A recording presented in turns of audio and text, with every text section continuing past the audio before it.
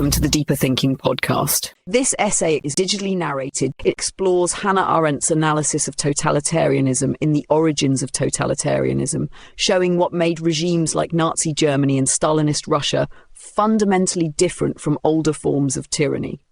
It traces how the collapse of nation-states, the creation of stateless populations, and the rise of modern anti-Semitism created fertile ground for domination.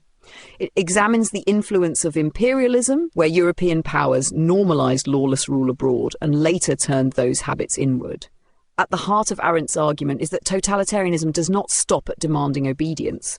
It seeks to dominate every aspect of life, transform human beings into functions of ideology, and destroy plurality and spontaneity.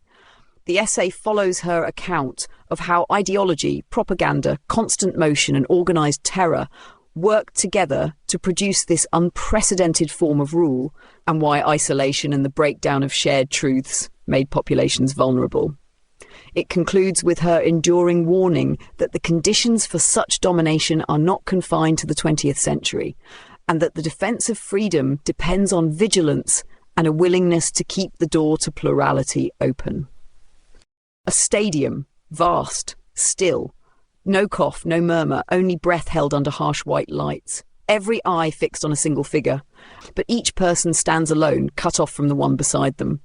What chills is not only the silence, it is the strange relief it carries to dissolve into the crowd, to let someone else decide what is true. That can feel safer than the burden of judgment. Hannah Arendt, a refugee from a world that failed to protect millions, and what began with this fracture. Domination does not only seize power, it rearranges the human condition. Cruelty and conquest are not new.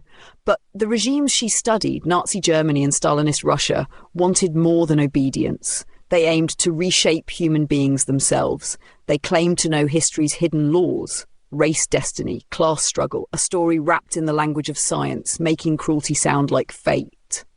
In that story, no event is random. All facts must serve the narrative. The lie becomes the framework. Terror becomes constant, not a passing weapon. Propaganda does more than mislead. It organizes perception until reality itself bends. Arendt saw that the roots of this rupture lay in the decay of the old nation-state and the habits of empire. Overseas, law was suspended for those deemed lesser. At home, states faltered. Millions were left without rights that anyone was bound to respect. To be without citizenship, she wrote, is to lose the right to have rights. Modern anti-Semitism exploited this void. Prejudice turned into ideology. Scapegoating gave anxious majorities a dangerous clarity. It promised belonging by excluding. The door to catastrophe does not slam. It closes softly. It begins with jokes that dehumanize, with neighbors turned into symbols, with a shared world of fact quietly eroded. Totalitarianism thrives on isolation, the severing of ties that make judgment possible. Loneliness prepares the ground. Ideology and terror complete the design. In that stadium silence, in the unexamined relief of yielding judgment, lies the first surrender. Arendt offered no system, no consoling end. She left questions open, as history itself does. What happens when the presence of others, unpredictable and plural, is treated as a threat? The image of the stadium is only a beginning. A warning that the greatest dangers often arrive quietly, carrying the false promise of safety. The silence that once felt protective begins to speak in other tongues. Arendt traced one of its roots to the decline of the old nation-state, where citizenship had once implied a mutual recognition of rights. As empires fractured and wars unsettled borders, the promise of belonging eroded. Anti-Semitism in this new context was not an inheritance of medieval prejudice alone. It mutated into a political instrument. The Jew became a symbol around which dislocated majorities could rally, an imagined enemy to absorb the anxieties of economic collapse and social upheaval. In the late 19th and early 20th centuries, stateless people wandered the edges of Europe, expelled from one country only to be refused by the next. They carried papers that meant nothing or none at all. To be without a state, Arendt observed, was to be without a voice that anyone was bound to hear. It created a class of the superfluous, those who existed outside the frame of rights entirely. They could be denounced, exploited, or ignored because they had been made into a category that no longer counted as fully human. This transformation of prejudice into political ideology required more than hatred, it required usefulness. Leaders and parties discovered that scapegoating could unify otherwise fractured populations. In an age of mass politics, where millions felt adrift, pointing to an internal enemy offered clarity of a dangerous kind. Rallies provided spectacle. Newspapers carried slander with the cadence of fact. Neighbours began to see neighbours through a lens of suspicion, often before the machinery of the state imposed it. It did not happen all at once. The pressure accumulated, quiet but relentless. What Arendt found so distinctive was the alignment of this hostility with the collapse of legal protections. When the state itself participates in exclusion, there is nowhere left to appeal. This is not mere persecution.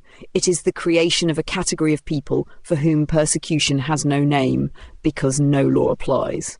The rhetoric of blood and soil, the claims of cultural purity, masked a more chilling ambition to strip certain groups of any place in the world where their presence had to be respected.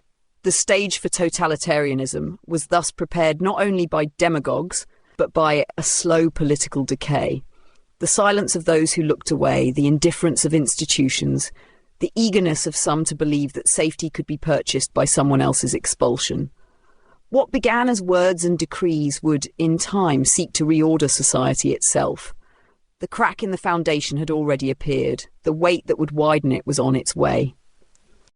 Beyond the plight of the stateless, Arendt turned to another seedbed of collapse: imperialism. Long before the rise of total domination, European powers had refined forms of rule that treated whole peoples as subjects without rights. In the Congo Free State, millions were forced into labour under threat of mutilation and death. In the Boer War, Britain built camps to corral civilians. Entire populations were governed by decree, not law. Racial hierarchies justified the dispossession. The rhetoric of a civilizing mission masked what Arendt called administrative massacres. Violence became routine, and so did the habit of thinking of people as expendable. Imperial expansion promised endless growth, yet it corroded the structures that once anchored citizenship. The nation-state looked outward to conquest and inward to management. The tools honed overseas, surveillance, collective punishment, rule without consent, did not remain abroad. They came home as political habits. When crises struck Europe, those habits were ready, stripped of ethical restraint. The language once reserved for colonized subjects began to describe internal minorities. Borders were drawn and erased on maps without regard for the people living inside them. Some insisted imperialism was progress, proof of a higher civilization spreading its light. Arendt's account suggests a different truth. When law is suspended for some, it can be suspended for all. When populations are seen only as resources or obstacles, the step to treating domestic opponents as superfluous is not far. Ideologies of race and destiny drew strength from these practices. The idea that history has a single, unavoidable course gained plausibility in an age that divided the world into rulers and ruled. She dwelled on this history not to assign inherited guilt, but to reveal a political danger. Empire normalized the gap between power and accountability, between those who decide and those who count. Once politics is reduced to administration, exclusion feels routine. Totalitarianism exploited these tendencies to an unprecedented degree, but the raw materials were human choices made earlier. Picture a map. Lines drawn, erased, redrawn. People shifted like counters in a distant game, the hum of faraway decisions unheard by those whose lives they controlled. Arendt wanted her readers to feel the weight of this history as preparation, not prophecy. Total domination was new, but its preconditions were crafted over decades. The danger does not begin with spectacular horrors. It begins when domination feels normal and dispossession becomes an accepted habit. What emerged from these conditions was a form of rule that broke sharply with the past. Older monarchs and dictators wanted obedience. They sought control over actions and resources. Totalitarian regimes, as Arendt described them, pursued something far more radical: the remaking of human beings themselves. They worked to strip away spontaneity, the unpredictable judgments and actions that make political life possible. Their ambition was not only to silence dissent, but to transform thought, to make each person a function of the movement's ideology. This ambition fused two elements: rigid hierarchy and perpetual motion. The party, the police, the leader seemed firmly in place, yet stability was treated as betrayal. Constant upheaval was a principle. Enemies had to be discovered or invented. Yesterday's servant might become today's traitor. The movement claimed to know history's hidden laws, and history could never stop. Arendt emphasized that this design produced a population kept in permanent uncertainty, where no private refuge could be trusted. Work, family, even inner life were pulled into the orbit of politics. Propaganda served as more than deception. It reorganized how reality was perceived. When an ideology claims to explain everything, facts are no longer tested against the world. They are bent to fit the narrative. Evidence that contradicts the story is dismissed as enemy trickery. Under the Nazi regime, newspapers trumpeted racial destiny and fabricated plots. In Stalin's Russia, show trials presented guilt as a foregone conclusion, complete with rehearsed confessions. Arendt observed that, under these conditions, exposing a lie no longer matters. The narrative is self-contained. Each denial counts as proof that hidden forces are at work. The goal is not persuasion, but the destruction of any shared standard for truth. This control depended on more than fear. It relied on the collapse of independent social bonds. Uprooted by war or economic crisis, individuals entered politics alone. The rallies and mass demonstrations created an illusion of unity, but participants remained isolated in suspicion and anxiety. Totalitarian movements exploited this isolation. By cutting through existing institutions and relationships, they cleared the ground for their ideology to saturate all of life. Arendt warned that this was something new. Past tyrants wanted subjects who obeyed. Total domination wanted subjects who could no longer think or act outside the movement's logic. Outward compliance was not enough. Repetition of slogans, even without belief, helped create the world those slogans described. Over time, fear and conviction blurred. What older tyrannies failed to achieve, inner conformity, became the central accomplishment of totalitarian rule. It aimed not only to dictate, but to remake the space where freedom and truth might appear. If ideology supplied the script, terror gave it force. Arendt argued that repression in these regimes was not an occasional tool against dissent, but the constant atmosphere in which life unfolded. Arrests without charges, midnight knocks, forced confessions, and camps were not meant only to punish. They demonstrated that no sphere of existence lay beyond the movement's reach. People were targeted not for what they had done, but for what they represented, or what they might become. Guilt and innocence no longer mattered. Fear became universal. Older autocracies used violence to silence opponents. Totalitarian terror erased that distinction. It struck unpredictably, severing every bond of trust. Arendt noted that this deliberate uncertainty was part of the design. When no one could know why a neighbour disappeared, or when they themselves might be accused, isolation deepened. Families, associations, even private friendships came under suspicion. Surveillance and denunciation ensured that nothing felt safe. The aim was not only obedience, but a world where ideology and leader seemed the only fixed points. This constant terror worked with propaganda to hollow out independent thought. Compliance became almost automatic. At first, people acted out of fear. Over time, the line between survival and belief blurred. Repeating the slogans helped make their logic feel real. Arendt warned that this transformation of persons into interchangeable instruments was the regime's deepest ambition. It was not satisfied with outward acts. It wanted to destroy the capacity for spontaneous moral judgment. The camps were the most extreme expression of this ambition. Behind barbed wire, boots crunched on gravel outside watchtowers. Inside, names were replaced by numbers. In Stalin's Moscow trials, defendants recited confessions written for them, their words scripted to fit an ideological plot. In the Nazi camps, pseudo-scientific experiments claimed to serve history's destiny. These were not just sites of death and suffering, but laboratories of domination. By stripping people of legal status and social belonging, the regime claimed the right to decide who counted as human. In these spaces, plurality and unpredictability, the qualities that make each life unique, were systematically attacked. Terror aimed to make people politically and existentially superfluous. Arendt insisted this was unprecedented. The innovation of totalitarianism lay in combining an all-explanatory ideology with terror that never paused. Under such conditions, freedom of thought became dangerous and almost unintelligible. The result was a society where reality itself trembled, where silence carried the weight of fear. This was no accident of history. It was the central principle. Total domination sought to collapse the line between fact and fiction, safety and danger, until nothing remained outside the movement's design. Arendt called this new form of rule a rupture in political history, not a harsher version of old despotisms. Total domination reached for something unprecedented, the abolition of the conditions that make freedom possible. It did not stop at forcing obedience. It tried to refashion the world so thoroughly that no trace of unpredictability or plurality could survive. Where past rulers sought stability or wealth, these movements thrived on what she described as motion without end.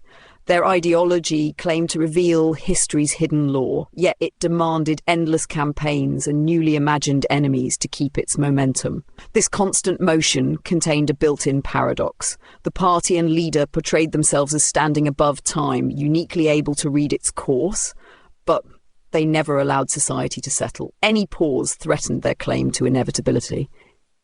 Yesterday's loyal comrade might be today's saboteur. Success itself had to be followed by another purge. The instability was deliberate. It kept the population mobilized and afraid, with no private realm left untouched. Family, work, and thought itself were drawn into the movement's orbit. For Arendt, this restlessness also carried a moral dimension. The regimes cloaked their violence in the language of destiny. They cast themselves not as wielders of power, but as agents of a higher truth, the laws of race, the liberation of a class, the march of history. When every act is justified as serving an inevitable future, ordinary standards of right and wrong lose their footing. Disagreement is no longer a political difference. It is treated as treason against the logic of the universe. This fusion of ideology, terror, and motion was what made totalitarianism a new phenomenon. It revealed vulnerabilities in modern societies. The lure of total explanations, the temptation to trade judgment for belonging, the ease with which fear can dissolve moral responsibility. Arendt's analysis was not a prophecy of repetition. It was a call for vigilance. The danger lies not in an exact return of the past, but in the reappearance of the tendencies she traced: isolation, contempt for truth, and submission to a single story. What distinguished this kind of domination was its audacity. It sought not just to rule people, but to redefine what it meant to be human. That is why she described it as something unprecedented. The destruction of plurality and spontaneity was not an accident of crisis, it was the goal. Totalitarianism's endless motion was a project to replace the shared, unpredictable world with a single, imposed design.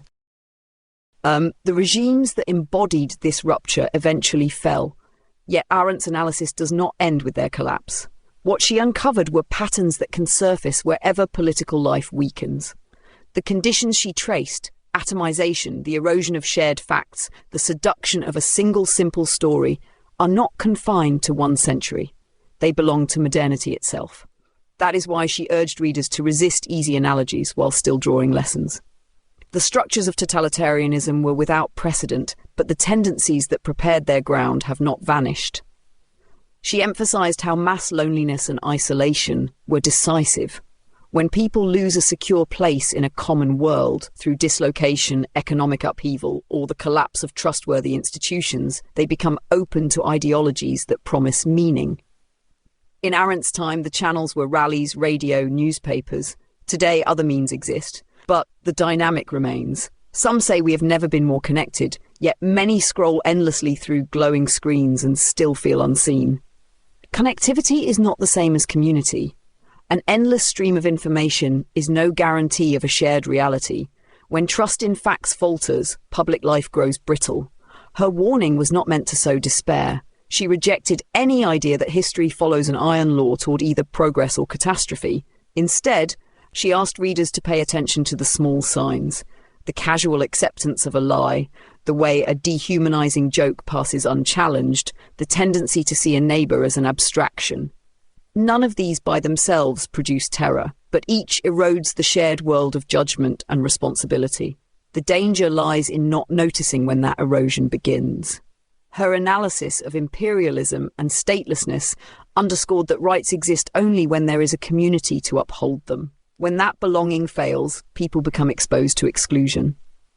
This insight reaches beyond its historical setting. It asks every political order how it treats those at its margins, and how it sustains a world of facts and voices in common.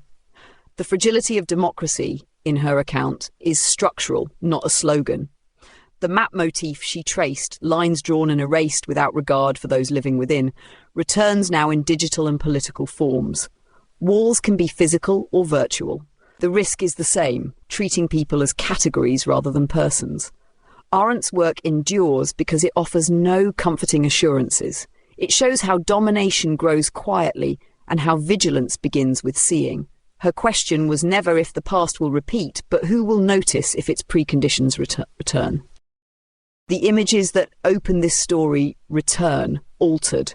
A stadium filled with silence, a door closing softly, a map with borders redrawn. None of these belong only to the past. They point to a vulnerability in human affairs that cannot be permanently resolved. Arendt ended her study without guarantees, because the conditions of freedom can never be secured once and for all. Total domination exposed how easily the shared world can erode when truth and plurality are neglected. It also showed that the first surrender often feels like relief, the hope that someone else will decide what is true. She resisted both despair and reassurance. Her work left questions open because the defense of freedom has no final victory. Plurality, the unpredictable presence of others, is what makes politics possible. It is also what makes it unstable. Living with difference requires judgment and effort. It carries the risk of conflict. The regimes she examined tried to eliminate that risk by erasing unpredictability altogether. Their collapse did not remove the temptation to escape the burdens of judgment and dissent. This is why her warning remains urgent. Catastrophe never arrives fully formed. It grows through small accommodations, a tolerated lie, a neighbour reduced to a category, a silence that signals consent. By the time fear is visible, the groundwork has already been laid. That silence is not neutral. It can carry the comfort of yielding responsibility. Arendt wanted readers and listeners to feel that tension, not resolve it. She offered no recipe for prevention, only an ethic of attention. The defense of a shared world begins wherever people insist on facts, wherever they resist treating others as disposable. It begins in small acts of speech and judgment. The door that closes softly can also remain ajar. Which happens depends on choices that cannot be handed off to anyone else. The enduring power of her work is this unease. There is no system that can save us from the need to see and to act. The danger is greatest when it feels far away. It grows when vigilance seems unnecessary. The silence she leaves at the end is not the silence of oppression, but a pause that asks, who will keep the space of plurality open? It is a question, not an answer, and it waits for each generation to respond. There is no final resolution, only the task of beginning again. Totalitarianism revealed how the destruction of plurality and truth is always a political possibility, not a fixed fate. Arendt's closing insight is not that the past repeats itself, but that the conditions she traced can return in new forms. Between the despair of inevitability and the comfort of denial lies the fragile space of freedom, and it survives only through attention and care. The fall of those regimes did not mend the fractures that allowed them to rise. Isolation, dislocation, contempt for fact and difference, these are not bound to a single ideology or tree. They emerge wherever people tire of the responsibilities of judgment. Arendt insisted that politics is built on the unpredictable encounter with others, the willingness to share a world with those who are not like us. When that willingness falters, the door to domination stands open. She left her readers with images rather than conclusions. The silent stadium, the erased map, the door on its hinge. They endure because they name something more than historical horror. They point to a vulnerability at the heart of human affairs that never disappears. To keep the door open is not the work of a single moment or hero. It belongs to anyone willing to speak and act in concert, even in small ways. It begins with refusing the lie, with rejecting the casual dehumanization, with noticing the quiet silences that signal retreat. There are no final safeguards. That was Arendt's most sobering lesson and her most bracing. The same unpredictability that makes evil possible also makes renewal possible. The open question in her work is whether that renewal will be chosen before the door closes again. She offered no assurances because true freedom cannot be guaranteed, it has to be enacted. The essay ends as it began, with a quiet image instead of a verdict. A crowd falls silent. No cough, no murmur, only held breath under harsh white lights. A door waits on its hinge. What happens next depends on whether those in the stadium remember that safety purchased through someone else's exclusion is no safety at all. The silence that follows is not closure, but an unfinished summons. It asks, again and again, who will keep watch and who will speak before the door swings shut.